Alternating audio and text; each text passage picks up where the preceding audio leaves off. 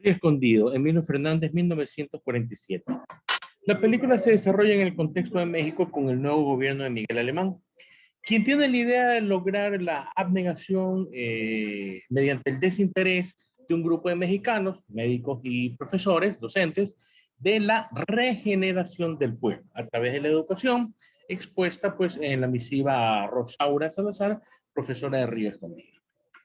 Rosario Salazar pues logra su cometido de transformación pedagógica con una buena dosis de paciencia, de fortaleza, de deseos de contribuir positivamente con la gente del pueblo abandonado a la buena de Dios. Se apoya pues en los ideales de el pueblo mexicano como uno de sus verdaderos líderes como Benito Juárez. Rosario Salazar pues transita de la educación tradicional donde se ve como una profesora en un sistema masivo con educandos de todas las edades y que su labor pues es de carácter memorístico y reproductivo para los alumnos en sus inicios. Y se transforma pues en una pedagogía tradicional de la escuela nueva, donde pues ya se comparte con los educandos, comparte su posición, sus ideales y se apoya pues nuevamente pues en los buenos políticos como Benito Juárez. Los educandos pues pasan de tener un rol pasivo a una escucha activa, a opinar de los problemas del pueblo y terminan con asimilar que los malos políticos se los debe quebrar y con ellos pues muerta la rata. Los educandos de Rosa Salazar pues pasan a tener conciencia del deber ser, de cómo deben vivir y cómo hacer valer sus derechos. Un pueblo unido jamás dejará que se cometan injusticias en contra de ellos. Y así pues que se rebelan contra el tirano y sus acólitos que vivían de la ignorancia de los indios, abusando de ellos y de la nula educación y de su humildad. Henry Jaurès, en su pedagogía crítica, expone que la dictadura de la ignorancia y la importancia de la educación. Su rol pues debe jugar, ¿cuál es el rol que debe jugar en la sociedad? Y se induce pues, a una pedagogía de la esperanza. Rosaura Salazar pues plasma esta posición de Henry Jaurès al criticar pues la forma de hacer política, la forma en cómo el pueblo es dominado, discriminado, que sin permitirle pues tener una libertad humana en la que ni siquiera podían estudiar. Tenían limitaciones como lo más básico, como era pues, por ejemplo en Río Escondido, del agua. Río se expone pues que la educación no es la única forma de educar, es más, ni siquiera es la más importante. Pero Rosalinda, con su fortaleza de carácter, con su deseo de no fallarle al presidente de la República, predica con el ejemplo.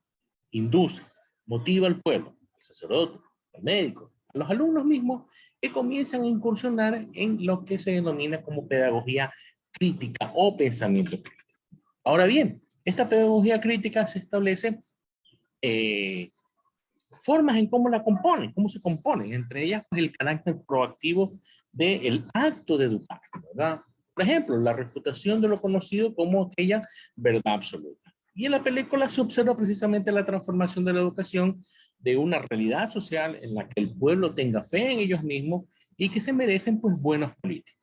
Es más, en los niños hacerles nacer la idea de que pueden llegar lejos, más allá que uno de ellos, uno de los suyos, lo logró, en este caso Benito Juárez. Ahora, Henry Jaurès también se plantea como pregunta, ¿quién se beneficia de esta niebla de la ignorancia como la bautizó? Bueno, si tomamos en cuenta los hechos en Río Escondido, quienes se benefician son pues, era el presidente municipal, ¿no? Don Regino Sandoval y su camarilla. Ahora, también se presenta pues, se pregunta Henry Jaurès, ¿cuál es el propósito de la educación?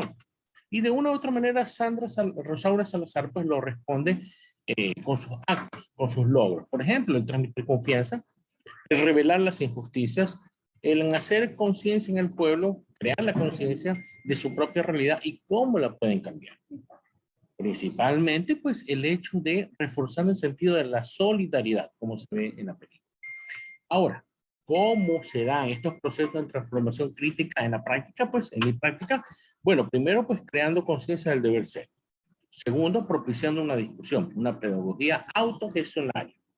Tercero, repensando la misión de la educación en general, que no es la de preparar a los educandos para un mundo laboral, sino precisamente de ampliar esos ideales de democracia.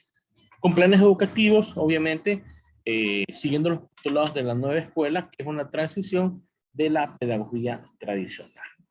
Y también pues la de impedir que aquella pedagogía bancaria se imponga y la brecha entre la educación pública y la educación privada pues sea más grande, sino realmente acortarla.